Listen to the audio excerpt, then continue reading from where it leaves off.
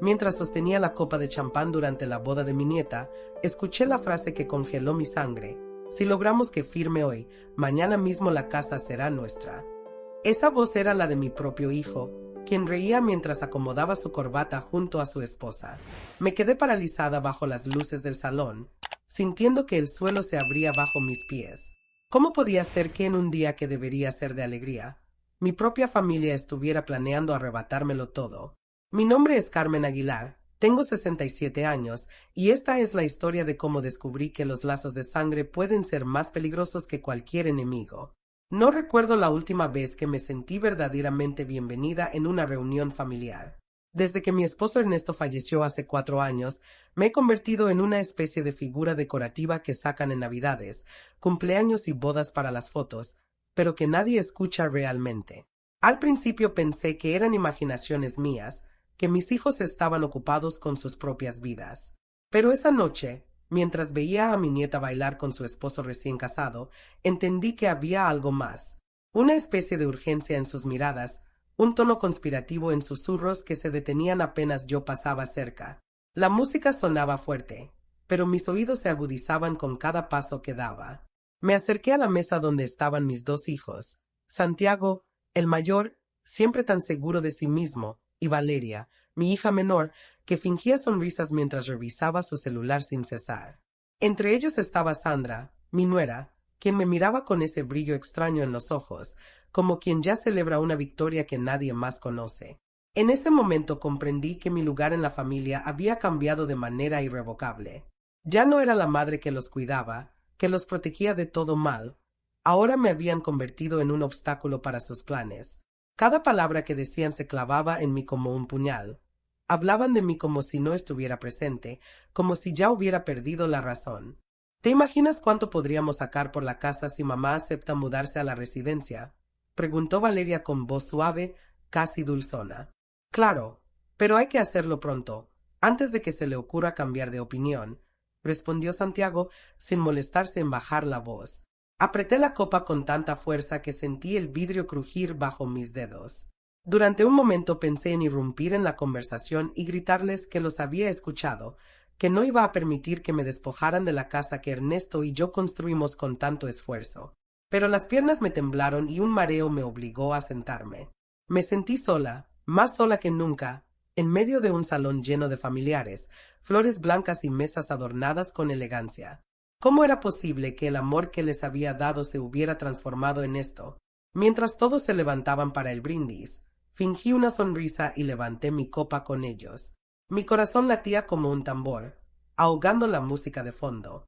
Sabía que no podía actuar apresuradamente.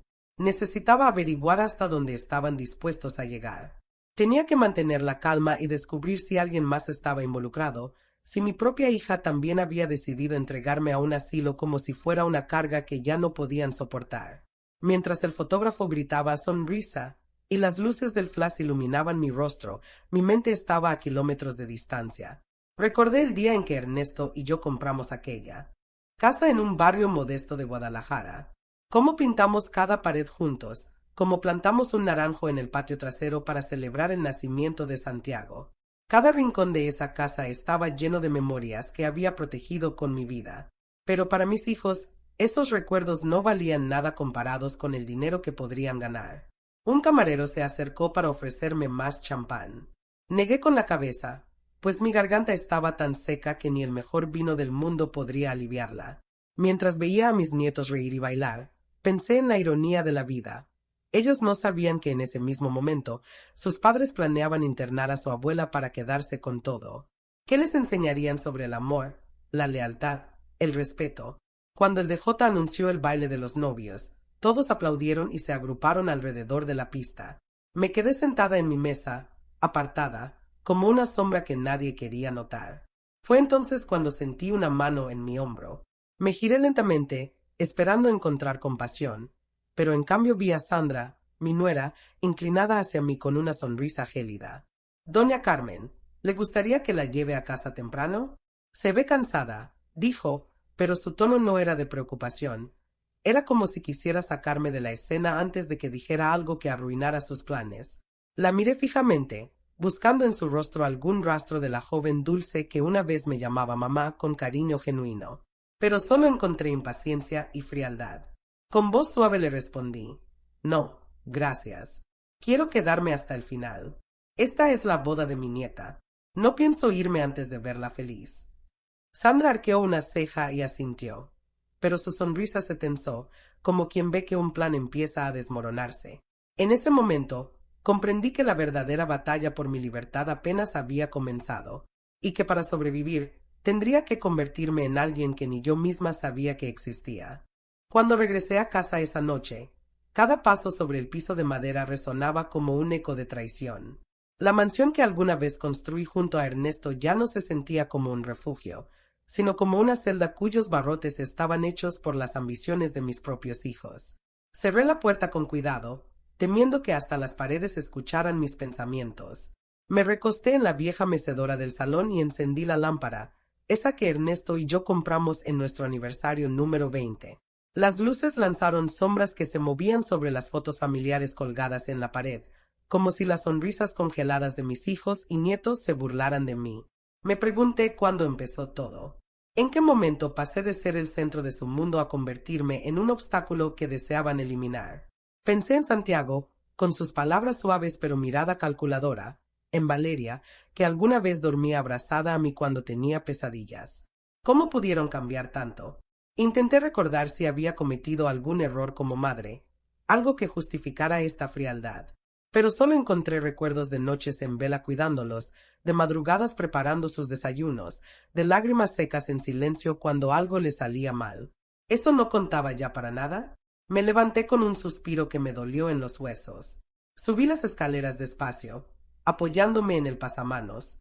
Cada escalón crujía como si la casa misma se quejara conmigo. En el pasillo, pasé junto a la habitación de Santiago, aún decorada con las medallas de natación que ganó cuando era niño. Luego junto al cuarto de Valeria, donde aún colgaban dibujos que me regalaba de pequeña. No tuve el corazón para quitarlos después de que se mudaron. Pensaba que los mantendría cerca de mí de algún modo. Ahora me parecían pruebas de mi ingenuidad. Entré en mi dormitorio y me senté frente al espejo. Mi reflejo me devolvió la mirada de una mujer que ya no era la misma que crió a 2 hijos con amor y sacrificio. Tenía los ojos hinchados y el cabello revuelto, pero detrás de la fatiga había algo más, una chispa que no reconocía, una voz interior que decía: no dejaré que me destruyan. El silencio se rompió con el sonido de un mensaje en mi celular. Lo saqué del bolso con manos temblorosas. Era de Santiago. Mamá, mañana pasamos por ti para ir a la notaría. Necesitamos que firmes unos papeles para facilitar tu mudanza al asilo. Es lo mejor para todos. Lo mejor para todos. Aquellas palabras me hirieron más que cualquier golpe. ¿Cómo podían decidir mi futuro como si yo no existiera? La rabia me dio el valor que el miedo me había arrebatado.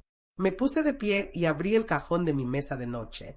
Dentro, encontré el pequeño llavero de mi difunto esposo, el que decía: confía en ti misma. Cerré los ojos y lo apreté con fuerza, como si su mano aún pudiera sostener la mía. Necesitaba un plan. No podía permitir que la mañana llegara y me encontrara indefensa. Pensé en la carta que encontré semanas atrás, escondida dentro de un libro de Ernesto. En ella, él escribía: si alguna vez nuestros hijos olvidan quién eres y lo que vales, busca a Roberto, mi viejo amigo del bufete. Él sabrá qué hacer. ¿Sería demasiado tarde para encontrar a ese hombre? ¿Seguiría vivo? Decidí no perder más tiempo. Busqué en internet y, para mi sorpresa, el nombre Roberto Vargas aún aparecía como socio en un despacho de abogados del centro. Tenía que llegar a él antes de que mis hijos lograran obligarme a firmar algo contra mi voluntad. Guardé la carta en mi bolso y empecé a empacar algunas mudas de ropa. El reloj marcaba las 2 de la mañana cuando terminé. Me senté un momento, con la respiración agitada, consciente de que mi vida estaba a punto de cambiar para siempre. Pero mi mente ya no estaba dominada por el miedo, sino por una determinación que no sentía desde la muerte de Ernesto. Antes de apagar la luz, escribí una nota breve y la dejé sobre la mesa del comedor. No me busquen. No firmaré nada. No me rendiré. Sabía que cuando mis hijos llegaran por la mañana, la leerían y entenderían que ya no era la madre dócil que esperaban. Salí de la casa mientras la luna iluminaba el camino. Caminé rápido por las calles casi desiertas de mi barrio, con el corazón latiendo desbocado. Cada sombra me parecía una amenaza, cada sonido un posible perseguidor. Pero mi paso no se detuvo. Tomé un taxi en la esquina, dando la dirección del despacho de abogados que abría a las 7. Sabía que llegar temprano era mi única oportunidad de hablar con Roberto antes de que mis hijos me localizaran. Durante el trayecto, recordé tantas veces que pensé que ser madre significaba renunciar a mí misma, que mi felicidad siempre debía estar al final de la lista, que mi único propósito era asegurar que ellos vivieran bien. Pero esa noche, mientras la ciudad dormía y yo avanzaba hacia un destino incierto, supe que había llegado el momento de ponerme en primer lugar. Porque si no lo hacía ahora, terminaría encerrada en un lugar donde mi voz sería ignorada y mis recuerdos se marchitarían en la soledad.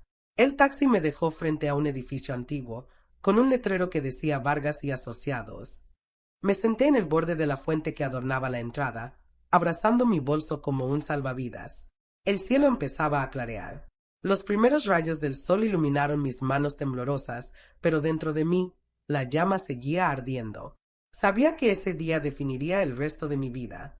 El reloj marcaba las 6 de la mañana cuando la puerta de cristal del despacho se abrió con un leve clic y un hombre mayor, de cabello gris perfectamente peinado, salió a barrer la entrada. Me puse de pie de inmediato, como si algo me hubiera empujado desde dentro. «Señor Roberto Vargas», pregunté con voz temblorosa. Él alzó la vista, sorprendido de encontrar a una anciana parada en la calle a esa hora. «Sí, señora, la conozco», dijo con cortesía, pero sin reconocerme. Saqué la carta de Ernesto de mi bolso y se la extendí con manos que apenas podía controlar. Era amiga de mi esposo, Ernesto Aguilar. Él me dijo que si algún día necesitaba ayuda, lo buscara a usted. Vi cómo la expresión de aquel hombre cambiaba del desconcierto a una seriedad tan profunda que sentí un escalofrío recorrerme. Me invitó a entrar y me ofreció asiento en una pequeña sala iluminada por la suave luz del amanecer. El lugar olía a madera vieja y café recién hecho. Mientras me servía una taza, revisaba la carta con atención, leyendo cada palabra con lentitud. Al terminar, levantó la mirada y me vio como si de pronto recordara todo. Su esposo era un hombre bueno, señora Carmen. Siempre habló de usted con un orgullo que pocas veces he visto. Dijo que haría cualquier cosa para protegerla, incluso después de su muerte. Ahora entiendo lo que quiso decir. Al escuchar esas palabras, sentí que algo en mi pecho se quebraba. Las lágrimas comenzaron a salir sin que pudiera detenerlas. No era tristeza, era una mezcla de alivio y miedo. Alguien finalmente reconocía el amor que Ernesto y yo habíamos compartido, el sacrificio de tantos años que ahora mis hijos parecían haber olvidado. Cuando pude calmarme, le expliqué todo, cómo mis hijos estaban organizando mi internamiento en un asilo, cómo intentaban que firmara papeles para vender mi casa, cómo me había convertido en un problema que deseaban resolver con prisa. Cada frase que salía de mi boca me hacía sentir más pequeña, pero también más decidida a luchar.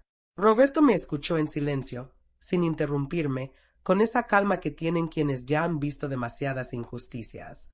«Necesitamos actuar rápido», dijo cuando terminé. Sacó un folder de su escritorio y empezó a revisar documentos mientras hablaba. «Según lo que me cuenta, ellos quieren que usted firme un poder notarial que les permitiría vender su casa sin su consentimiento posterior. Si logra evitar esa firma, seguirán intentando presionarla, pero no podrán actuar legalmente. Me explicó que el testamento de Ernesto me protegía, pero que si lograban manipularme para firmar, perdería esa seguridad. La sensación de estar caminando sobre un campo minado me hacía sudar frío. Le pedí que me ayudara a proteger mi casa de inmediato. Él asintió con gravedad y empezó a preparar un recurso legal para impedir cualquier venta o traspaso mientras se resolvía mi situación. «Esto le cerrará la puerta a sus planes, al menos por un tiempo», dijo mientras redactaba a máquina con dedos ágiles. Cada tecla que sonaba era como un latido de esperanza. Apenas terminamos, mi celular vibró. Vi el nombre de Valeria en la pantalla, pero no respondí. Al momento, un mensaje llegó. «Mamá, ¿dónde estás? Ya estamos afuera de tu casa. Esto es serio, no juegues». Luego otro de Santiago. «Contesta de inmediato o llamaremos a la policía». Sentí un nudo en la garganta, pero no permitiría que sus amenazas me hicieran retroceder. Roberto vio mi expresión y me dijo: «No está sola, señora Carmen. Aquí estaremos para apoyarla». Esa simple frase me dio más fuerza de la que había sentido en años. Salimos juntos del despacho cuando el sol ya se alzaba sobre los edificios del centro. Caminé con la cabeza alta, consciente de que no debía regresar a casa esa mañana. Mis hijos seguramente me esperarían para arrastrarme a la notaría, y yo no estaba dispuesta a caer en su trampa. Con la ayuda de Roberto, nos dirigimos a un pequeño hotel cercano, un lugar discreto donde podría resguardarme por un par de días mientras él tramitaba las medidas de protección necesarias. Mientras me instalaba en la habitación sencilla pero limpia, miré por la ventana y vi la ciudad despertar. Autos que pasaban rápido, personas que caminaban con prisa hacia sus trabajos, la vida continuando como si mi mundo no se estuviera desmoronando. En ese momento me prometí a mí misma que no permitiría que nadie, ni siquiera mis propios hijos, decidieran mi destino. Ernesto había confiado en mí lo suficiente como para dejarme esa carta y yo no iba a defraudarlo. Esa noche apenas pude dormir. Cada vez que cerraba los ojos, escuchaba la voz de mis hijos discutiendo entre ellos, planeando mi final como si yo fuera una carga. Recordé cuando Santiago lloraba porque tenía miedo a la oscuridad, y yo lo abrazaba hasta que se quedaba dormido. Recordé cuando Valeria me decía que yo era su heroína. ¿En qué momento dejamos de ser madre e hijos para convertirnos en enemigos? Me desperté con el corazón golpeando tan fuerte que me dolía el pecho. Mi celular vibraba sin parar, inundado de llamadas y mensajes de mis hijos. ¿Dónde estás, mamá? No hagas una locura. Si no apareces en una hora, llamaremos a la policía. Cada notificación era como un disparo directo a mi pecho. Me levanté de la cama del pequeño hotel. Me lavé el rostro con agua helada y me miré en el espejo. Los ojos rojos, las arrugas más marcadas, pero dentro de mí, algo ardía con más fuerza que nunca. No estaba loca, no estaba senil. Estaba despierta, por primera vez en años. El teléfono volvió a vibrar. Esta vez era una llamada de un número desconocido. Dudé antes de contestar, pero algo me impulsó a deslizar el dedo por la pantalla. «Señor Aguilar», preguntó una voz masculina al otro lado. «Soy el oficial Ramírez. Sus hijos acaban de reportarla como desaparecida. Necesito saber si está bien». Mi primera reacción fue de pánico. ¿De verdad habían llegado tan lejos como para usar a la policía en su juego? Pero mi voz salió más firme de lo que sentía por dentro. «Oficial, estoy perfectamente. No estoy desaparecida. Estoy tomando decisiones sobre mi vida. Dígales a mis hijos que no necesito que me busquen». Colgué antes de que pudiera responder. Me senté en el borde de la cama, sintiendo como mis manos temblaban. Aquellos niños que crié con tanto amor se habían convertido en adultos dispuestos a declararme incapaz para quedarse con lo que construí con Ernesto. Recordé cómo Valeria lloró cuando perdió su primer trabajo, cómo Santiago me prometió cuidar de mí cuando Ernesto murió. ¿Dónde se habían ido esas promesas? ¿O acaso nunca fueron sinceras? Poco después, Roberto llegó al hotel con el semblante serio, pero tranquilo. Traía en sus manos una carpeta que colocó sobre la pequeña mesa de mi habitación. «Aquí está el amparo que evitará que puedan forzarla a firmar cualquier documento sin su consentimiento». También notifiqué a un juez sobre la posible coacción en su contra. Sentí que podía respirar por primera vez en días. Le agradecí con lágrimas en los ojos, pero él solo sonrió con calidez. «No me dé las gracias aún, Carmen. Esto apenas empieza». Quise preguntarle qué podía hacer ahora. No podía quedarme escondida para siempre.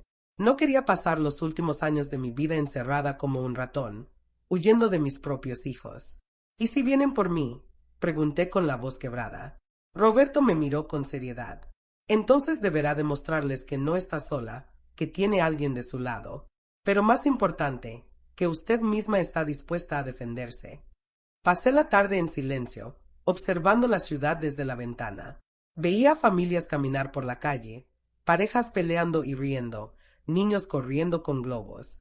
Me pregunté cuántas de esas familias esconderían secretos tan oscuros como los míos. ¿Cuántas madres serían vistas como un estorbo cuando envejecieran? Pensé en mi nieta, en cómo la abracé en la boda y le deseé un futuro lleno de amor. Rogué que nunca tuviera que sentir lo que yo estaba sintiendo. Al caer la noche, mi celular sonó una vez más. Esta vez era un mensaje de voz de Valeria. Su tono era un susurro cargado de falsa dulzura. Mamá, por favor, regresa a casa. Solo queremos que estés segura. No estás pensando con claridad. Podemos resolver esto juntos. Cerré los ojos y dejé que sus palabras se hundieran como piedras en un río. Sabía que lo que querían no era mi seguridad, sino mi silencio. Fue entonces cuando decidí que no podía seguir a la defensiva. Necesitaba actuar. Llamé a Roberto y le pregunté si podíamos citar a mis hijos en un lugar neutral, donde yo pudiera hablar con ellos cara a cara, sin que me acorralaran. Dudó un momento, pero finalmente asintió. Podemos usar mi despacho como terreno neutral. Ahí estarán bajo la mirada de un abogado y no podrán intentar nada ilegal. Esa noche no dormí. Pasé horas escribiendo en un cuaderno todo lo que había pasado desde que comenzaron las presiones, cada palabra hiriente, cada intento de manipulación. Sabía que en esa conversación necesitaría más que coraje. Necesitaría pruebas, memoria y la convicción de que estaba haciendo lo correcto. Al amanecer, me vestí con el mejor conjunto que encontré en mi pequeña maleta. Quería que me vieran fuerte, como la mujer que siempre había sido. Mientras me peinaba frente al espejo, pensé en Ernesto. Podía casi sentir su mano en mi hombro, diciéndome, «No te dejes, Carmen». Tomé un taxi hacia el despacho de Roberto. Mi corazón latía con un ritmo frenético mientras subía las escaleras. Al llegar, lo encontré esperándome con una expresión seria. «Sus hijos llegarán en una hora. ¿Está lista?», me preguntó. Lo miré fijamente y respondí con la voz más firme que pude reunir, «Más que nunca». El sonido de los tacones de Valeria fue lo primero que escuché cuando entró al despacho. Marcaban cada paso como si quisiera que el mundo supiera que no tenía miedo, pero al verla a los ojos supe que lo que sentía no era valentía, sino desesperación. Detrás de ella venía Santiago, con el ceño fruncido y un aire de superioridad que me revolvía el estómago. Se sentaron frente a mí, separados solo por la mesa de madera de roble que nos mantenía a una distancia segura. Era la primera vez en días que podía verlos sin que intentaran rodearme con palabras dulces como trampas. «¿Qué es todo esto, mamá?», preguntó Valeria con voz aguda. «¿Por qué estás haciendo un drama?». Su tono me lastimó, pero no desvié la mirada. «Esto no es un drama, hija. Es mi vida, mi hogar, mi derecho a decidir qué hago con ellos», respondí con calma. Santiago se inclinó hacia mí, los músculos de su mandíbula tensos. «Solo queremos ayudarte, mamá. No estás viendo las cosas con claridad. La casa es demasiado para ti». Sentí como mi corazón latía tan fuerte que casi pude escucharlo en mis oídos. Me aferré a la carpeta que Roberto había preparado, llena de copias de la carta de Ernesto, del testamento, de mi identificación y del amparo que impedía cualquier venta forzada. Sabía que esas hojas eran más poderosas que cualquier palabra de mis hijos. «¿De verdad quieren ayudarme?», pregunté. «Porque hasta ahora, lo único que veo es que planean quitarme lo que construí con su padre». «Mamá», interrumpió Santiago, elevando la voz, «estás siendo injusta. Hemos hecho todo por ti. Solo queremos que vivas en un lugar donde no te pase nada». Lo miré con la serenidad que da la certeza. «¿De verdad es eso, hijo? ¿O es que ya hablaron con un agente inmobiliario para poner mi casa en venta apenas firme los papeles?» Vi cómo sus ojos se agrandaban. En ese instante, supe que había tocado la verdad. Valeria abrió la boca como si quisiera protestar, pero la cerró al darse cuenta de que no podía negar lo que acababa de decir. Se hizo un silencio tan espeso que podía cortarse con un cuchillo. En ese silencio, escuché el eco de cada mentira que me habían dicho en los últimos meses. Las llamadas fingiendo preocupación, las visitas llenas de tensión, las sonrisas forzadas. Todo cobraba sentido. Roberto, sentado a mi lado, habló entonces con voz firme. «La señora Aguilar está en pleno uso de sus facultades mentales. Tiene derecho a tomar sus decisiones, y si siguen intentando presionarla, esto puede considerarse un delito». Las palabras del abogado hicieron que Santiago se removiera en su silla y que Valeria bajara la mirada, derrotada. Por un momento, sentí compasión por ellos, pero recordé cada vez que intentaron hacerme creer que estaba perdiendo la razón. «Quiero que escuchen con atención», continué. «No voy a vender mi casa. No voy a ir a ningún asilo. Y si realmente quieren que tenga una vejez tranquila, lo mínimo que pueden hacer es respetar mi voluntad». Valeria empezó a llorar, pero sus lágrimas no me conmovieron como antes. Sabía que detrás de ellas había más miedo a perder lo que creían suyo que verdadero amor por mí. Santiago se puso de pie bruscamente, golpeando la mesa con la palma. «Entonces prefieres quedarte sola. Vas a terminar muriendo en esa casa, vieja terca», gritó. Su voz retumbó en las paredes del despacho. Mi corazón se encogió, pero no permití que mi rostro lo mostrara. «Prefiero morir siendo dueña de mi vida que vivir como prisionera de sus intereses», respondí, con la voz tan baja que tuve que repetirlo para que ambos me escucharan. Roberto aprovechó el silencio para entregarles una copia del amparo que había gestionado. «Esto impedirá cualquier intento de transferir propiedades sin el consentimiento expreso de la señora Aguilar. Además, ya he notificado a las autoridades sobre el intento de coacción». Las manos de Santiago temblaron al sostener los papeles. Por primera vez, vi miedo en sus ojos. Miedo de perder el control que creía tener sobre mí. Valeria se limpió las lágrimas con furia. «Mamá, esto no tenía que llegar tan lejos. ¿Por qué no confías en nosotros?» La miré con tristeza, porque una parte de mí aún quería creer que había amor en sus palabras. ¿Por qué dejaron de confiar en mí primero? ¿Por qué planearon mi vida a mis espaldas? ¿Por qué me hicieron sentir como un estorbo en lugar de como su madre? La conversación se estancó. Nadie decía nada. Solo se escuchaba el tic-tac del reloj colgado en la pared, marcando cada segundo como un recordatorio de que el tiempo nunca se detiene, ni siquiera cuando las familias se rompen. Santiago respiró hondo y dijo en voz baja: «Entonces no tenemos nada más que hablar». Se levantó y salió del despacho sin mirarme. Valeria lo siguió, pero antes de cruzar la puerta, se detuvo un segundo. «Te estás equivocando, mamá», murmuró. «Te vas a arrepentir». Cuando la puerta se cerró, sentí que las fuerzas me abandonaban de golpe. Me dejé caer en la silla y solté un suspiro que había estado conteniendo desde hacía días. Roberto puso su mano sobre la mía. «Ha hecho lo correcto, Carmen. Ellos ahora saben que usted no está sola». Miré por la ventana del despacho.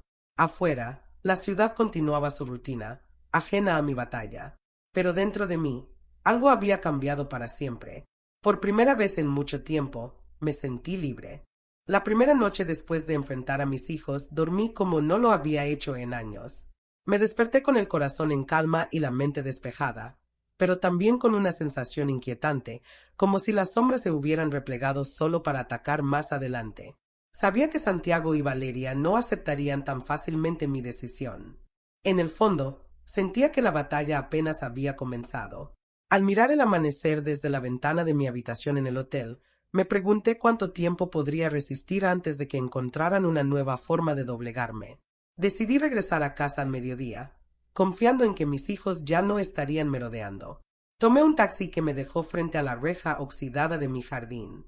Al poner la llave en la cerradura, noté algo que me heló la sangre. La puerta estaba entreabierta. Mi corazón comenzó a latir desbocado mientras empujaba suavemente. La casa estaba en silencio, demasiado silencio. Caminé con cautela por el pasillo hasta llegar a la sala. Allí, encontré un sobre la mesa, con mi nombre escrito con una caligrafía que conocía demasiado bien, la de Valeria. Lo abrí con manos temblorosas. «Mamá, no quisimos que esto pasara así, pero si te niegas a cooperar, no nos dejas opción. No queremos que termines en la calle, sin nadie que te ayude. Haz lo correcto». La nota estaba escrita con un tono pasivo-agresivo que me hizo apretar los dientes. Revisé cada habitación, temiendo encontrar algo peor. Pero lo único que faltaba era mi caja de documentos personales, donde guardaba copias de escrituras, actas de nacimiento y fotografías antiguas. Sabía que ellos habían estado allí. Sabía que no se detendrían. Me senté en la cocina, la misma donde durante décadas preparé el desayuno para Santiago y Valeria. Cada mueble, cada grieta en la pared, me recordaba los sacrificios que había hecho. Pero ahora esas memorias se mezclaban con el miedo. ¿Qué tan lejos estaban dispuestos a llegar para quedarse con lo que no les correspondía? Mi mente giraba con pensamientos oscuros. Por primera vez, entendí que el amor que creía incondicional no era suficiente para contener su ambición. Sonó el teléfono fijo, ese que casi nunca usaba. Dudé un segundo antes de contestar. Era la voz de una vecina, doña Matilde, una señora mayor que siempre me ayudaba con las compras pesadas.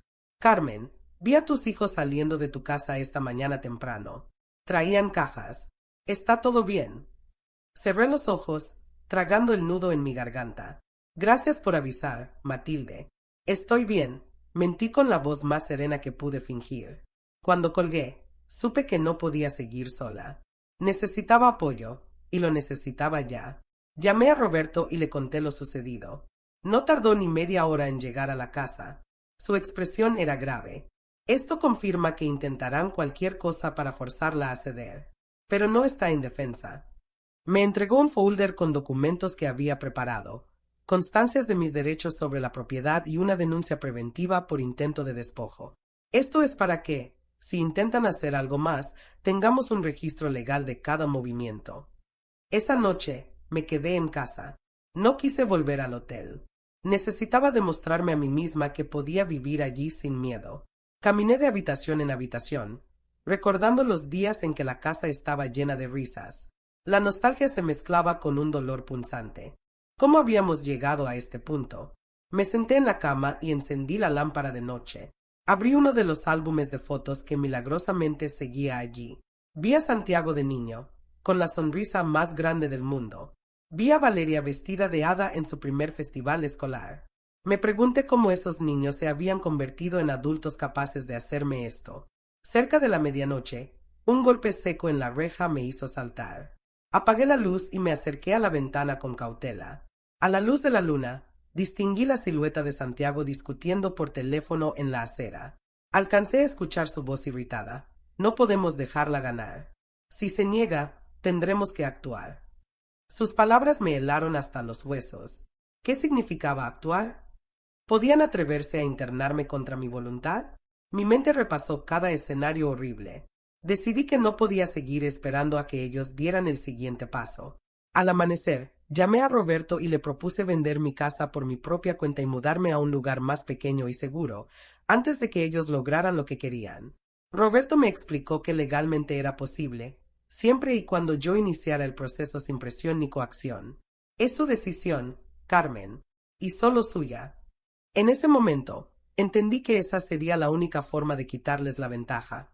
Si la casa dejaba de existir como objeto de deseo, sus amenazas perderían fuerza. La sola idea de abandonar mi hogar me desgarraba el corazón, pero sabía que no podía aferrarme a cuatro paredes y eso significaba perder mi libertad.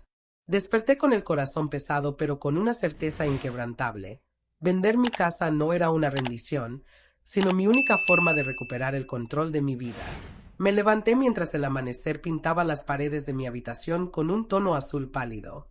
Cada objeto que veía, las cortinas que cosí con Ernesto, la mesa que restauramos juntos, los cuadros con las fotos de nuestros hijos, me recordaba lo que estaba a punto de perder. Pero al mismo tiempo, comprendía que ninguno de esos recuerdos valía más que mi libertad. Tenía que elegir entre el pasado que me encadenaba y el futuro que podía construir por mí misma. Llamé a Roberto tan pronto como el reloj marcó las 8. Contestó al segundo timbre, como si hubiera estado esperando mi llamada. Estoy lista, le dije con voz firme. Quiero que pongas la casa a la venta cuanto antes. Hubo un breve silencio al otro lado de la línea, como si midiera el peso de mis palabras. Lo haré, Carmen, pero debes estar preparada para lo que vendrá. Colgué con la sensación de que acababa de girar la llave que cerraría un capítulo de mi vida para siempre. Poco después, mientras empacaba algunas pertenencias, sonó el timbre. Mi corazón dio un brinco. Miré por la ventana y vi a Valeria de pie frente a la puerta, con el maquillaje corrido y el rostro desencajado. Dudé un momento, pero sabía que no podía esconderme para siempre. Abrí la puerta solo un poco, lo suficiente para que me viera. Mamá, por favor, no hagas esto, sollozó. ¿Por qué nos estás castigando así? Sus palabras me lastimaron más que cualquier insulto.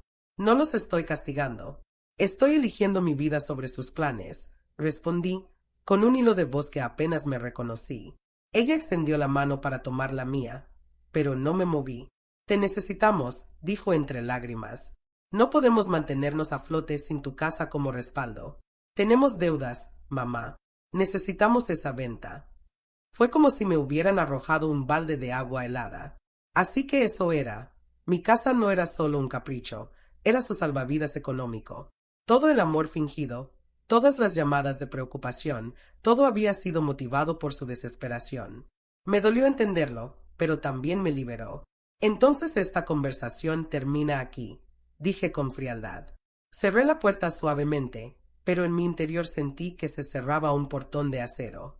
Fui a mi habitación y terminé de empacar lo esencial: papeles, fotos pequeñas, el anillo de bodas de Ernesto. Todo lo demás, decidí dejarlo atrás. Mi historia no estaba en esas cosas, sino en mi memoria y en mi dignidad. Roberto llegó a media mañana con un contrato de exclusividad para la venta. Lo firmé sin dudar.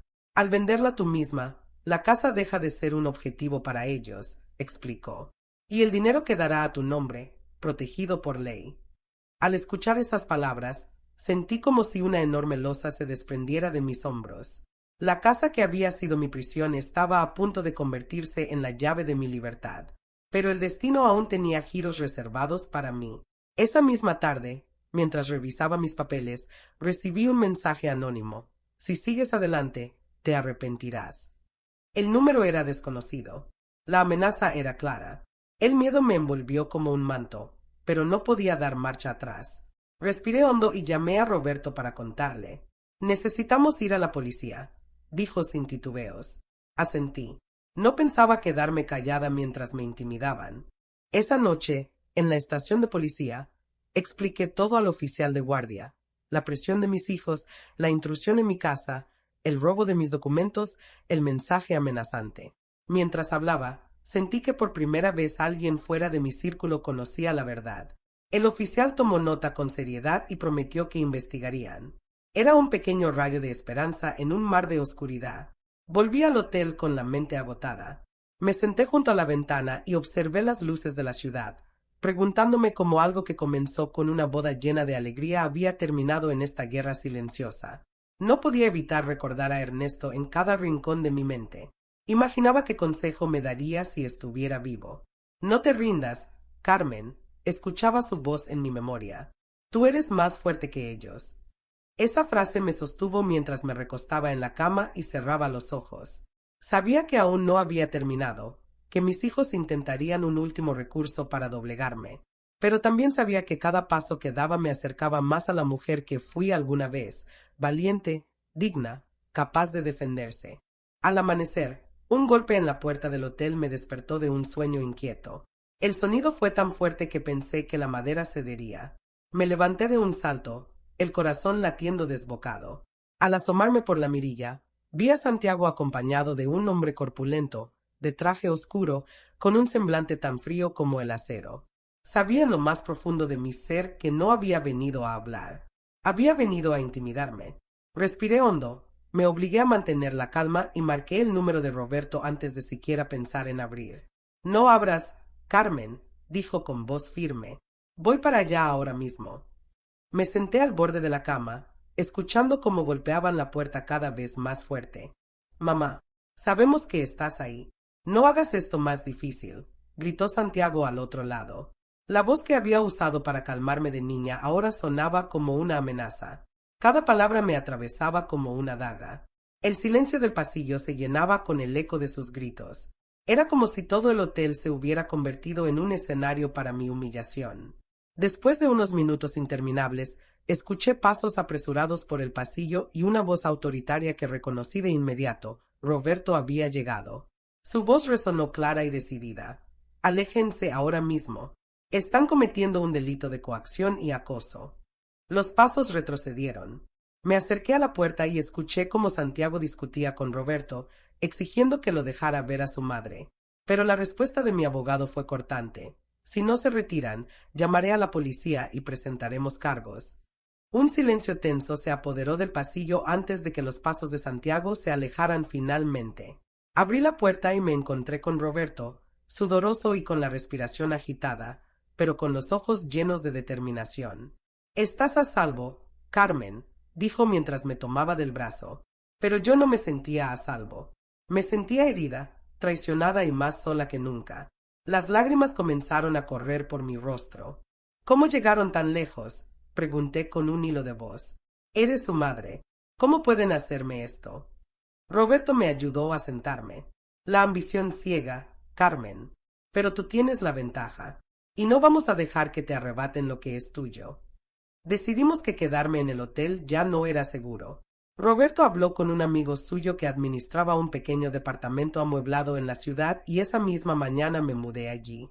El lugar era modesto, pero acogedor, y sobre todo, estaba lejos de las miradas de mis hijos. Mientras desempacaba mi ropa, me invadió una tristeza profunda al darme cuenta de que había pasado de ser la matriarca de una familia unida a una mujer obligada a esconderse de sus propios hijos. Pero al mismo tiempo, sentí que esa soledad era el precio necesario para volver a ser dueña de mí misma. Las horas pasaron lentas. Intentaba leer un libro, pero las palabras se confundían en mi mente. Cada vez que cerraba los ojos, veía el rostro de Santiago deformado por la furia, escuchaba el grito ahogado de Valeria suplicando que cediera. ¿En qué momento mi amor se había convertido en su arma? Me preguntaba si alguna vez me habían querido de verdad o si mi utilidad fue lo único que los mantuvo cerca. Al caer la tarde, Roberto llegó con una noticia que me devolvió un rayo de esperanza. He hablado con el comprador que mostraste interés en tu casa, me dijo. Está dispuesto a hacer una oferta formal mañana. Si aceptas, en menos de una semana la casa ya no estará a tu nombre. Mi corazón dio un vuelco. Por fin veía una salida. Hazlo, respondí con un susurro cargado de decisión. Véndela. Esa noche, me serví un café y me senté junto a la ventana del pequeño departamento. Observé las luces de la ciudad parpadear a lo lejos y pensé en todo lo que había perdido, pero también en todo lo que estaba ganando, mi derecho a decidir, mi independencia, mi dignidad. Aunque la tristeza me atravesaba como un cuchillo, también sentía una calma inesperada. Sabía que cuando mis hijos se enteraran de la venta, desatarían su furia, pero por primera vez en mucho tiempo, no me importaba. Mi celular vibró sobre la mesa. Era un mensaje de Valeria. Mamá, si haces esto, no volverás a ver a tus nietos. Las palabras me rompieron el corazón, pero no la voluntad. Apagué el celular y lo metí en un cajón. No permitiría que sus amenazas me hicieran retroceder. Esa noche, dormí con la certeza de que estaba más cerca que nunca de recuperar mi vida. El sonido del timbre del departamento me arrancó del sueño como un trueno. Eran las 6 de la mañana y el sol apenas iluminaba la ciudad. Me acerqué a la puerta conteniendo la respiración. ¿Quién es?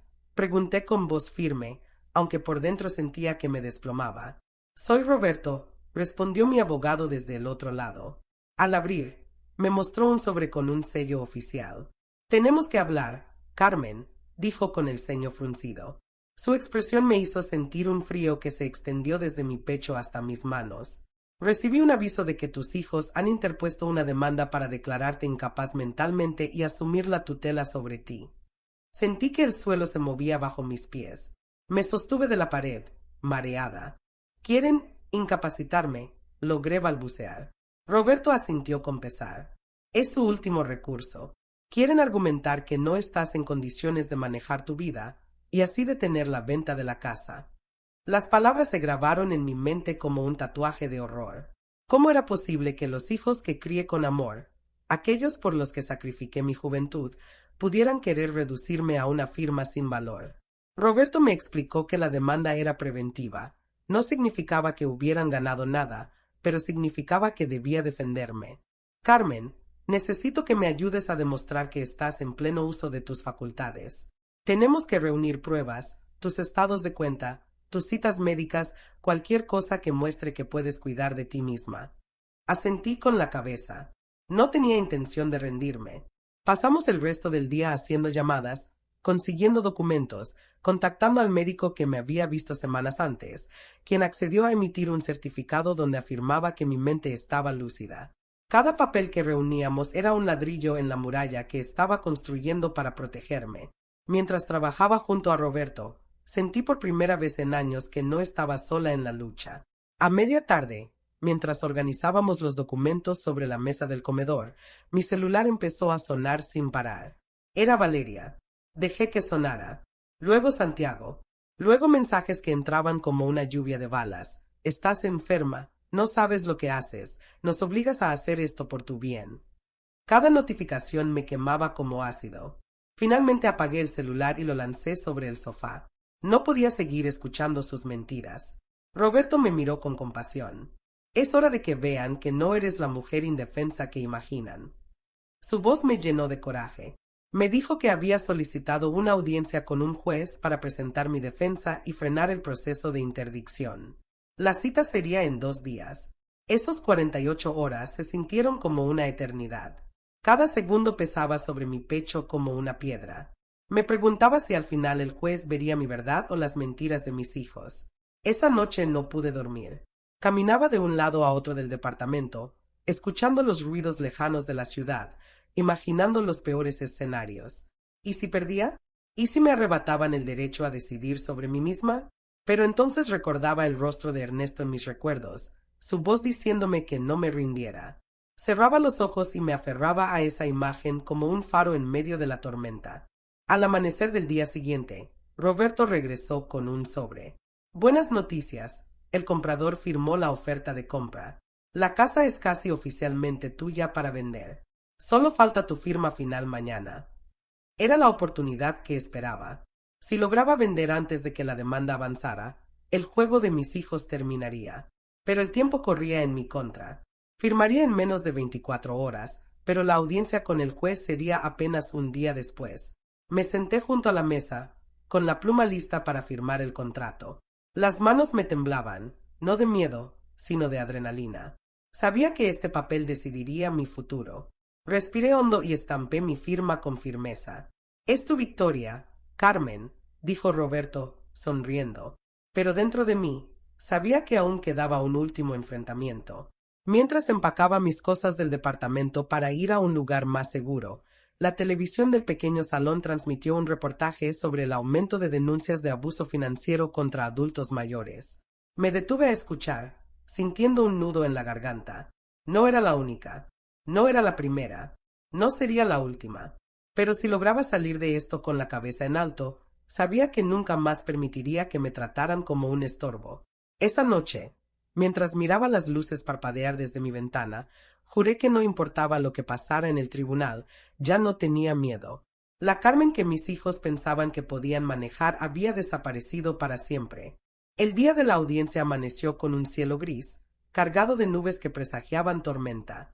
Mientras me arreglaba frente al espejo del pequeño departamento, sentí que cada línea de mi rostro contaba una historia, de amor, de sacrificio, de lucha.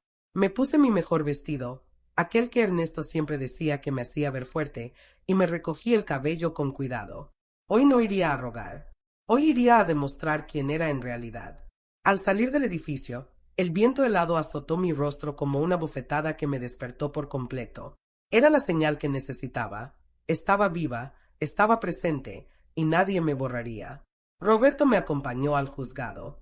Caminamos en silencio, pero su mano sobre mi hombro me recordaba que no estaba sola. Al llegar a la sala, vi a mis hijos esperando en un banco. Santiago lucía pálido, con los labios apretados en una línea dura. Valeria, en cambio, sostenía un pañuelo arrugado en la mano, como si las lágrimas que pretendía exhibir fueran parte de una estrategia bien ensayada. Cuando me vieron, apartaron la mirada como si yo fuera una sombra que preferían no enfrentar. El juez, un hombre de semblante severo y voz grave, comenzó la audiencia leyendo los motivos de la demanda. Los peticionarios alegan que la señora Carmen Aguilar, viuda de Ernesto Aguilar, muestra signos de deterioro cognitivo y no está en condiciones de administrar su patrimonio. Sentí que cada palabra se clavaba en mi pecho como un cuchillo, pero mantuve la cabeza en alto. Roberto se levantó con calma y pidió permiso para presentar pruebas, certificados médicos recientes, registros de mi manejo bancario, recibos de pago puntuales y la oferta de compra de mi casa firmada por mí misma. El juez revisó cada documento con cuidado. Cada minuto que pasaba se sentía eterno. Finalmente, levantó la vista y me pidió que hablara. Respiré hondo y me puse de pie. Su señoría, dije con voz firme, no estoy aquí para pedir permiso para vivir mi vida.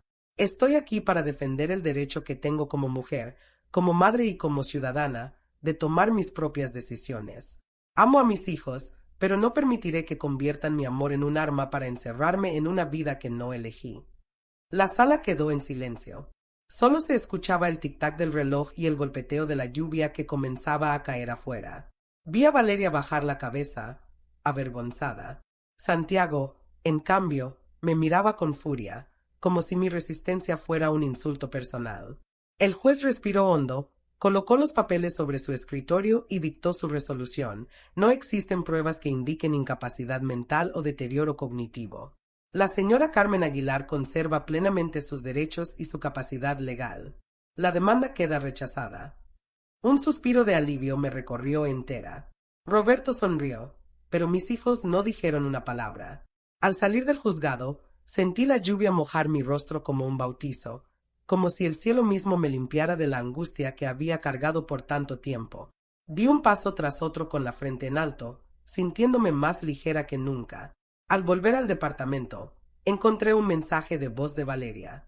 Su voz sonaba quebrada. Mamá, lo siento, nunca debimos llegar a esto. Pero no contesté.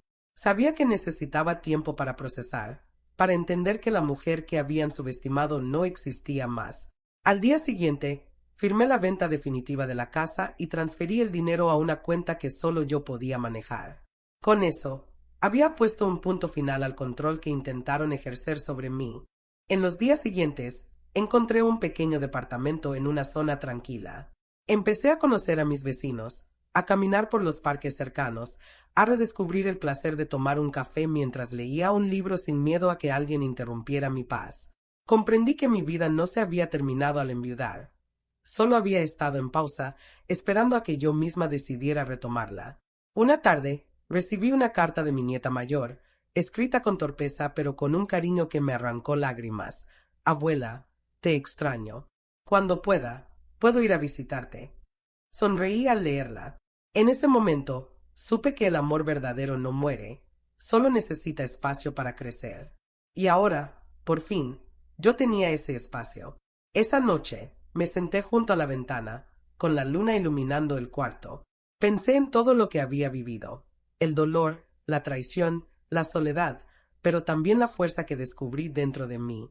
Cerré los ojos y agradecí en silencio a Ernesto, por la carta que me dejó y por creer en mí cuando ni yo misma lo hacía. Porque gracias a él, recordé que envejecer no significa rendirse y que nunca es tarde para recuperar la voz y la dignidad.